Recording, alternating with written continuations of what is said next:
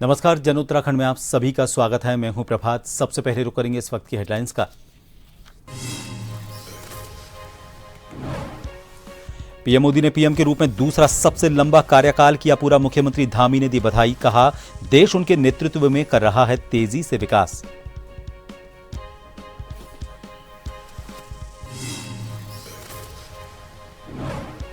CM Dhami ने खटीमा में लोगों से की मुलाकात, समस्याओं के जल्द निस्तारण के अधिकारियों को दिए निर्देश, कहा प्रदेश की जनता के हित में काम कर रही सरकार।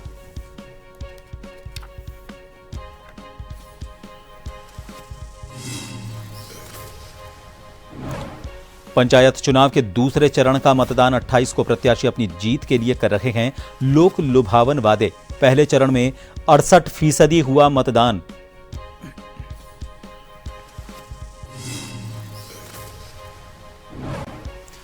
उत्तराखंड में साइबर अपराधियों के खिलाफ ऑपरेशन प्रहार। 3 टीमों ने देश के 17 राज्यों में दी दबिश। 50 से ज्यादा साइबर ठगों पर कार्रवाई। फरार अपराधियों के घरों पर नोटिस चस्पा।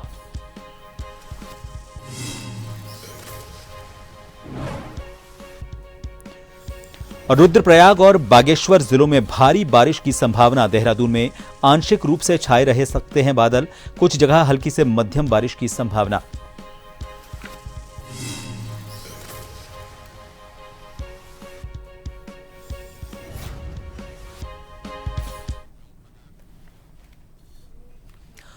मुख्यमंत्री पुष्कर सिंह धामी ने प्रधानमंत्री नरेंद्र मोदी को भारत के इतिहास में प्रधानमंत्री के रूप में दूसरा सबसे लंबा कार्यकाल पूरा करने पर प्रदेशवासियों की ओर से शुभकामनाएं दी।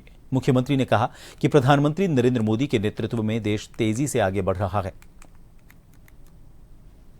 भारत के इतिहास में प्रधानमंत्री के रूप में दूसरा सबसे लंबा कार्यकाल पूरा करने वाले आदरणीय प्रधानमंत्री श्री नरेंद्र मोदी जी को, जो जन गण मन के नायक हैं, उनको मैं देवभूमि उत्तराखंड की जनता की ओर से बहुत बधाई देता हूं, शुभकामनाएं देता हूं। उनके नेतृत्व में आज देश तेज़ी से आगे बढ़ रहा है। विश्व के अंदर भारत की एक अलग पहचान विकसित हो रही है। अंत्योदय को सिद्धांत को लेकर अंतिम छोर में खड़े हुए व्यक्ति तक विकास की धारा पहुंचाने का काम हुआ है। भारत को पुनः विश्व गुरु के रूप में स्थापित करने के लिए उन्होंने जो परिश्रम किया है, परिश्रम की पराकाष्ठा की है। कोटद्वार की कण्व घाटी में केंद्रीय विद्यालय के शुभारंभ पर हुए कार्यक्रम में उत्तराखंड विधानसभा अध्यक्ष और कोटद्वार विधायक ऋतु खंडूरी भूषण ने मुख्य अतिथि के रूप में शिरकत की। खंडूरी ने केंद्रीय विद्यालय की प्रवेश प्रक्रिया में चयनित सभी बच्चों और अभिभावकों को बधाई देते हुए कहा कि कोटद्वार में केंद्रीय विद्यालय की शुरुआत से शिक्षा व्यवस्था में एक नया आयाम जुड़ा है। ये न केवल गुणवत्तापूर्ण शिक्षा प्रदान करेगा, बल्कि आसपास के क्षेत्रों में रोजगार के नए अवसर भी पैदा करेगा।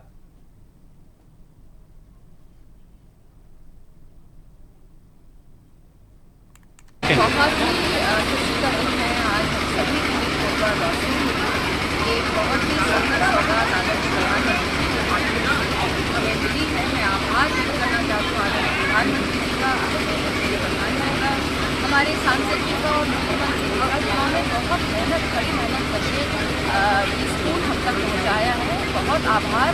ये कोटद्वार की शिक्षा में उन्होंने चार चांद लगाया है, उनको मैं धन्यवाद करती हूँ। साथ ही साथ नहीं भूलना चाहूँगी अपने सैनिक भाइयों को, कोटद्वार के सैनिक भाई हैं और काफ़ी साल से इसका संघर्ष कर रहे हैं। वरिष्ठ नागरिक मंच वो भी इसका संघर्ष बहुत समय से कर रहा है, उनका भी मैं आभार व्यक्त करना चाहती हूँ और बहुत सारी शुभकामनाएं और बधाई सारे पेरेंट्स को देना चाहती हूँ। बहुत अच्छे स्कूल में अब आपके बच्चों ने कदम रखा है और पहले दिन ही मुझे समझ में आ गया कि केंद्र विद्यालय को केंद्र विद्यालय क्यों कहते हैं।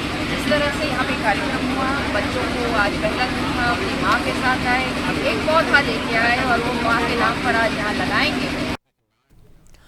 उत्तराखंड कांग्रेस के प्रदेश संगठन उपाध्यक्ष सूर्यकांत धस्माना ने राज्य निर्वाचन आयोग की कार्यप्रणाली पर गंभीर सवाल उठाए हैं। उन्होंने कहा कि राज्य निर्वाचन आयुक्त तो भाजपा के एजेंट की तरह काम कर रहे हैं और सरकार और चुनाव आयोग पूरी तरह भाजपा की कठपुतली बन चुके हैं। धस्माना ने सुशील कुमार की तरफ से जारी की गई चिट्ठियों को बेशर्मी पूर्ण बताते हुए उनके बर्खास्त किए जाने की मांग की।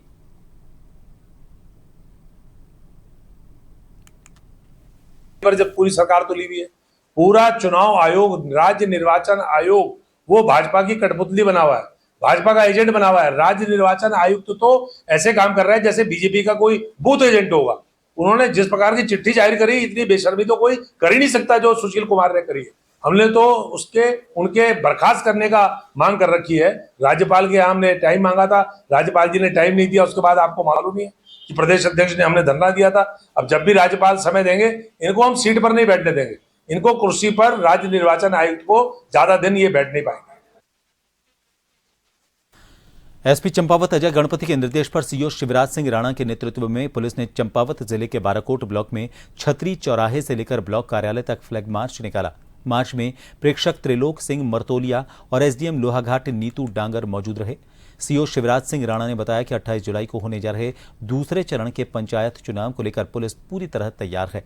सीओ शिवराज सिंह राणा ने बताया कि फ्लैग मार्च का उद्देश्य बाराकोट ब्लॉक की जनता को भय रहित मतदान और सुरक्षा का संदेश देना है।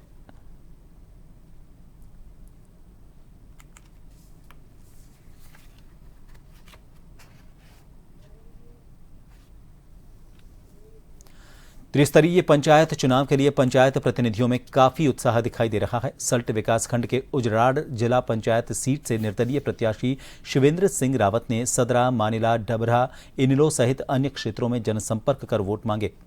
रावत ने कहा कि उन्होंने जिला पंचायत क्षेत्र में सड़क, स्वास्थ्य, शिक्षा सहित विभिन्न विकास कार्य किए हैं। उनका प्रयास रहा है कि जिला पंचायत क्षेत्र के हर गांव तक विकास कार्य किए जाएं।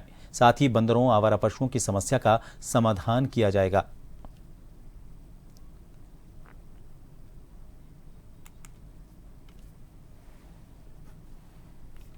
सदस्य रहा तो मैंने यहाँ चाहे वो सड़क के मामले हों, स्वास्थ्य के मामले हों, शिक्षा के मामले हों, कहीं ना कहीं कुछ ना कुछ जो है कार्य किया गया।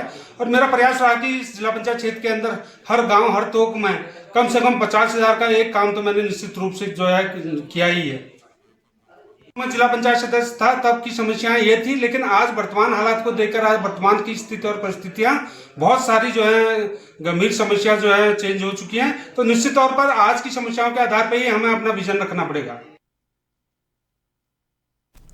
सल्ट में पूर्व जिला पंचायत सदस्य और कांग्रेस नेता नारायण सिंह रावत ने प्रेस वार्ता करते हुए कहा कि कांग्रेस का पंचायत को सशक्त करने का एजेंडा है। उन्होंने कहा कि स्वर्गीय प्रधानमंत्री राजीव गांधी ने अपने शासनकाल में पंचायतों को मजबूत करने का काम किया, जो आज भी गांवों में देखने को मिल रहा है। उन्होंने कहा कि सरकार बेटी बचाओ बेटी पढ़ाओ का नारा देकर जनता को छलने का काम कर रही है। कांग्रेस ने हर घर में रोजगार और स्वास्थ्य, शिक्षा सहित विभिन्न योजनाओं का लाभ जनता को दिया।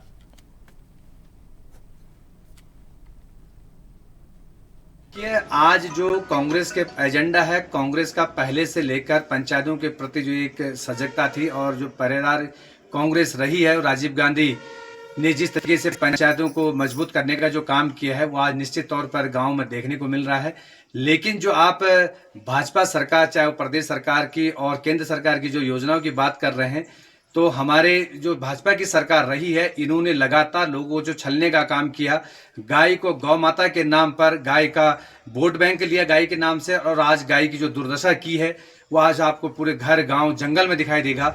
और उसके बाद बेटी बचाओ बेटी पढ़ाओ का जो नारा दिया था, आज वो बेटियां सुरक्षित नहीं है। आज बेटियों के साथ किस तरीके से रेप हो रहा है, वो भाजपा का एजेंडा है। उसके बाद भाजपा ने कहा था कि हम 2 करोड़ लोगों को रोजगार देंगे। आज तमाम लोग जो हैं बेरोजगार के दंश झेल रहे हैं, और आज हर नौजवान को इस तरीके से बना दिया एक प्लास्टिक का डिस्पोजल की तरह कि जब उसकी जरूरत है तो उसको नौकरी पर रख दे रहे हैं, और अगर कल उसकी जरूरत नहीं तो उसको निकाल दे रहे हैं। ये भाजपा का एजेंडा है। देहरादून के नेहरू कॉलोनी में हरियाली तीज के उपलक्ष्य में भाजपा नेता कमलेश रमन की तरफ से एक कार्यक्रम का आयोजन किया गया। उन्होंने कहा कि यह पर्व महिलाओं को समर्पित है। सावन मास का विशेष महत्व है क्योंकि इसी महीने में माता पार्वती और भगवान शिव का विवाह हुआ था। कार्यक्रम में महिलाओं ने 16 श्रृंगार कर उत्साहपूर्वक तीज का पर्व मनाया। उन्होंने अपने पति की लंबी उम्र की कामना करते हुए व्रत रखा।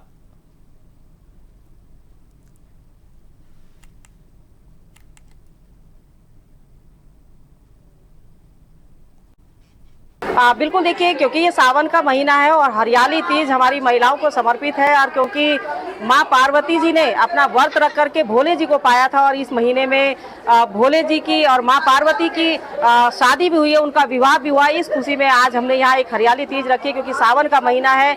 यहाँ पर सभी तमाम बहनें अपने हर्षोल्लास के साथ में 16 श्रृंगार करके इस व्रत को भी करती हैं और इस हरियाली तीज को भी मनाती है।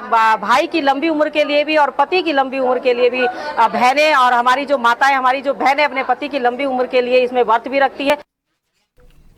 जिम कॉर्बेट नेशनल पार्क की स्थापना को 150 साल पूरे होने के उपलक्ष्य में कॉर्बेट प्रशासन की तरफ से एक भव्य कार्यक्रम का आयोजन किया गया। यह आयोजन रामनगर नगरपालिका ऑडिटोरियम में हुआ। इसमें उत्तराखंड के वन एवं पर्यावरण मंत्री सुबोध उनियाल मुख्य अतिथि के रूप में उपस्थित रहे। इस मौके पर वन विभाग के उच्चाधिकारी, कॉर्बेट टाइगर रिजर्व के अफसर, स्थानीय जनप्रतिनिधि, वन्यजीव प्रेमी, पर्यावरण कार्यकर्ता और स्कूली बच्चों ने बड़ी संख्या में शिरकत की। कार्यक्रम की शुरुआत जिम कॉर्बेट के जीवन और उनके योगदान पर आधारित एक डॉक्यूमेंट्री फिल्म से हुई। इस फिल्म के माध्यम से बताया गया कि कैसे जिम कॉर्बेट ने एक शिकारी से वन्यजीव संरक्षक की भूमिका निभाई और भारत में बाघ संरक्षण की नींव रखी।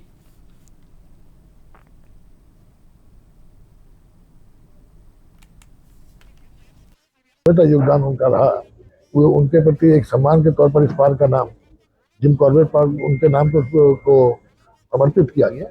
और आज ये उनकी 150वीं जयंती पे जिस तरह से यहाँ पर सभी वर्गों के लोगों का जिन्होंने आज ये कार्यक्रम में जिनकी सहभागिता थी, ये स्पष्ट लगता है कि इस पूरे इलाके में जिम कॉर्बेट साहब के प्रति बहुत बड़ी श्रद्धा का भाव है। आज इसी को देखते हुए इंडियन पोस्टल डिपार्टमेंट ने भी उनके प्रति जो है श्रद्धांजलि देते हुए उनकी 150वीं जयंती पर आज एक डाक टिकट भी जारी किया गया। साथ ही सरकार के द्वारा भी एक जिम कॉर्बेट साहब की स्मृति को अविस्मरणीय बनाने के लिए एक जिम कॉर्बेट अवार्ड जो वाइल्ड लाइफ कंजर्वेशन में जो लोग काम करेंगे उसको देखते हुए हर वर्ष एक जिम कॉर्बेट अवार्ड देने का भी निर्णय लिया गया। एक ब्रेक के लिए यहां रुकेंगे, बने रहिए जन टीवी पर।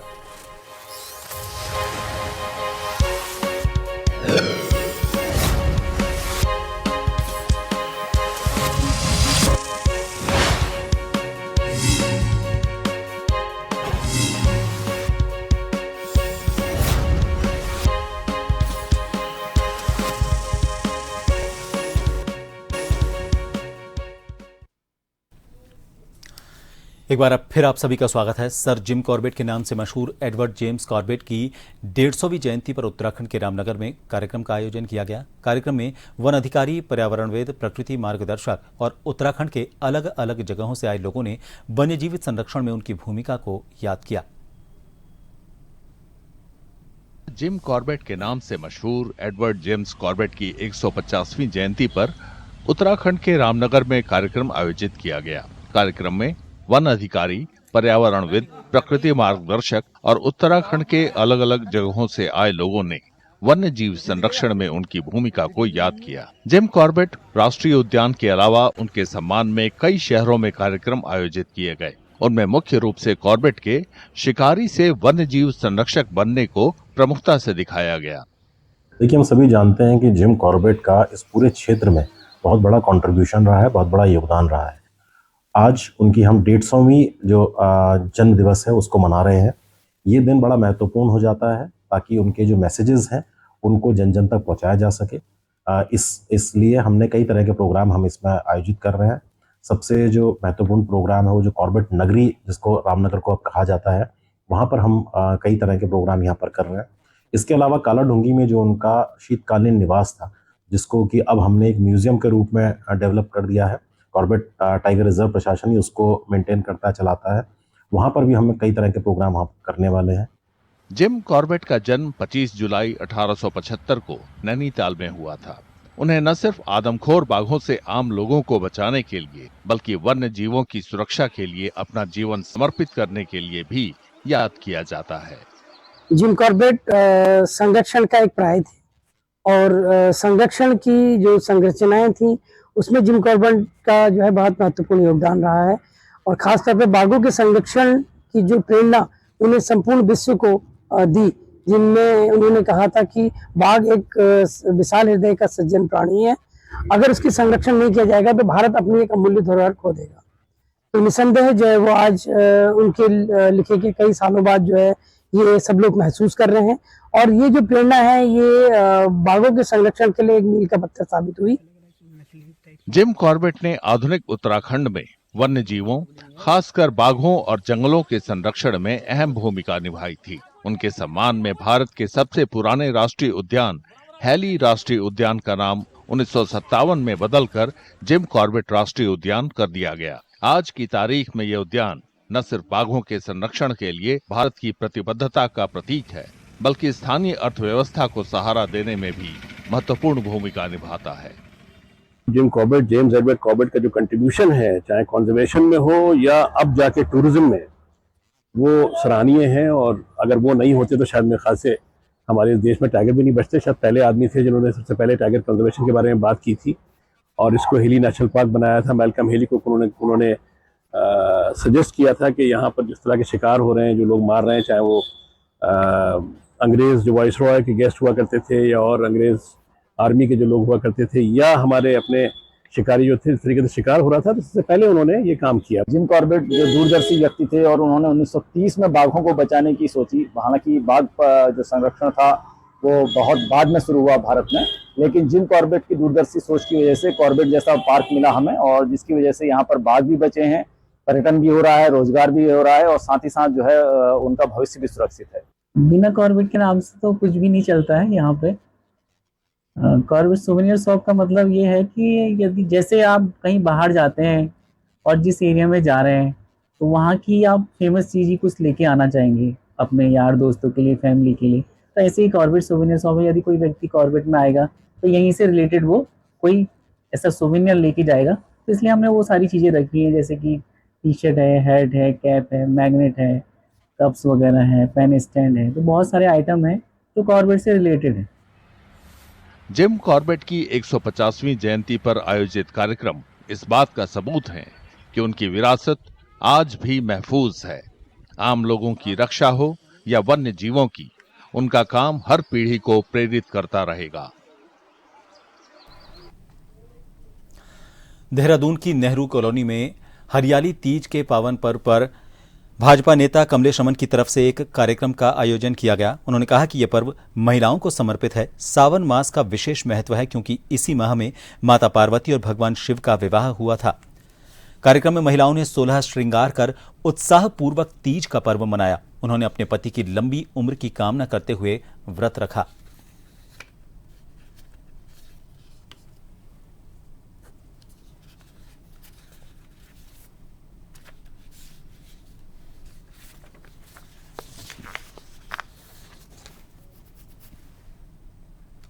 बिल्कुल देखिए, क्योंकि ये सावन का महीना है और हरियाली तीज हमारी महिलाओं को समर्पित है, और क्योंकि माँ पार्वती जी ने अपना व्रत रख करके भोले जी को पाया था और इस महीने में भोले जी की और माँ पार्वती की शादी भी हुई है, उनका विवाह भी हुआ। इस खुशी में आज हमने यहाँ एक हरियाली तीज रखी, क्योंकि सावन का महीना है। यहाँ पर सभी तमाम बहनें अपने हर्षोल्लास के साथ में 16 श्रृंगार करके इस व्रत को भी करती हैं और इस हरियाली तीज को भी मनाती है। भाई की लंबी उम्र के लिए भी और पति की लंबी उम्र के लिए भी बहनें और हमारी जो माताएं, हमारी जो बहनें अपने पति की लंबी उम्र के लिए इसमें व्रत भी रखती है। करगिल विजय दिवस की पूर्व संध्या पर उत्तराखंड प्रदेश कांग्रेस कमेटी ने देहरादून कांग्रेस मुख्यालय में भव्य सम्मान समारोह का आयोजन किया। कार्यक्रम की अध्यक्षता पूर्व सैनिकों ने की, जबकि प्रदेश संगठन उपाध्यक्ष सूर्यकांत धस्माना ने कहा कि ये टोकन ऑफ लव हमारे वीरों के अदम्य बलिदान के प्रति कृतज्ञता का प्रतीक है, जिसे जीवन भर नहीं चुकाया जा सकता। विशेष रूप से कैनाल रोड के उन शहीद परिवारों को जिनके पति करगिल युद्ध में शहीद हुए, मंच पर बुलाकर सम्मानित किया गया।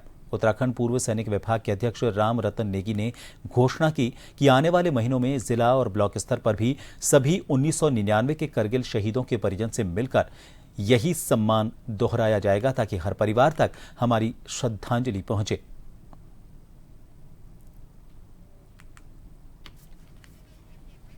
देखिए, कारगिल दिवस, विजय दिवस 26 जुलाई को पूरे देश में धूमधाम से मनाया जाता है। आज उसके पूर्व संध्या पर, पूर्व दिवस पर उत्तराखंड प्रदेश कांग्रेस कमेटी ने कांग्रेस मुख्यालय में एक भव्य कार्यक्रम आयोजित किया।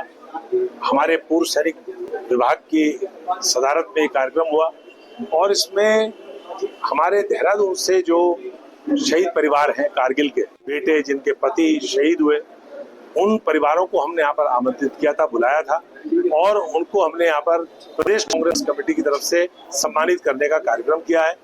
ये इतने बड़ी शहादत है कि उसका ऋण हम पूरे जीवन नहीं उतार सकते, लेकिन ये token of love, token of respect, हमारा उनके प्रति कृतज्ञता वो ज्ञापित करने के लिए हमने ये कार्यक्रम आयोजित किया। हमारा विजय दिवस वैसे 26 जुलाई को मनाया जाता है।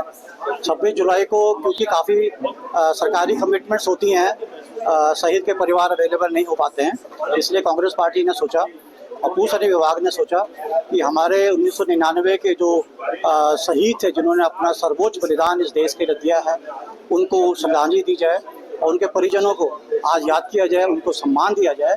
और इसके लिए हमने एक समारोह का आयोजन किया गया था ताकि उनको सम्मान दे सकें। और हमने ये बोला है कि ये सम्मान सिर्फ सम्मान समारोह तक ही नहीं रहेगा, इसके आने वाले समय में भी हम सभी जिला लेवल पे, ब्लॉक लेवल पे जा करके सभी शहीदों के परिवारों से मिलेंगे और उनके जो भी हम यकीन करेंगे, निश्चित करेंगे कि उनकी जो परेशानियां हैं या उनको जो मिलना चाहिए, सुविधाएं मिलनी चाहिए, उनको पूरी मिलती है। देहरादून के आड़त बाजार को दूसरी जगह शिफ्ट करने की प्रक्रिया अब अंतिम चरण में पहुंच चुकी है। सड़क चौड़ीकरण की योजना को आगे बढ़ाने के लिए प्रशासन ने इस दिशा में जरूरी कदम उठाने शुरू कर दिए हैं।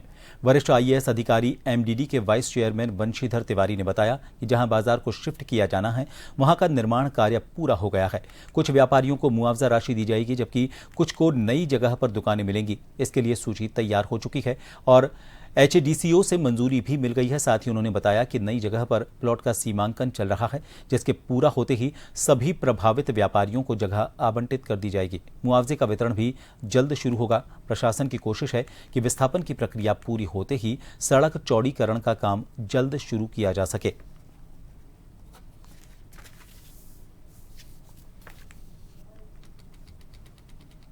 कि आड़त बाज़ार जहाँ शिफ्ट किया जाना है उस पर हमने निर्माण कार्य जो होने थे कर दिए हैं और कुछ दुकानें ऐसी हैं जिनको केवल धनराशि के रूप में ही प्रतिकर उनको दिया जाना है। कुछ लोगों को जगह दी जानी, वो भी हमने सूची बना लिया है और हड़कों से उसका सैंक्शन भी हो गई है। तो हम उसका जो मुआवजा है, जो प्रतिकर है, उसका वितरण सुनिश्चित करेंगे और जहाँ पर शिफ्ट किया जाना है वहाँ पर भी प्लाट का डिमार्केशन काम चल रहा है, उसको भी आवंटन करके जगह उपलब्ध कराई जाएगी ताकि सभी लोग विस्थापित हों और जो रोड चौड़ीकरण है उसका काम शुरू किया जाए।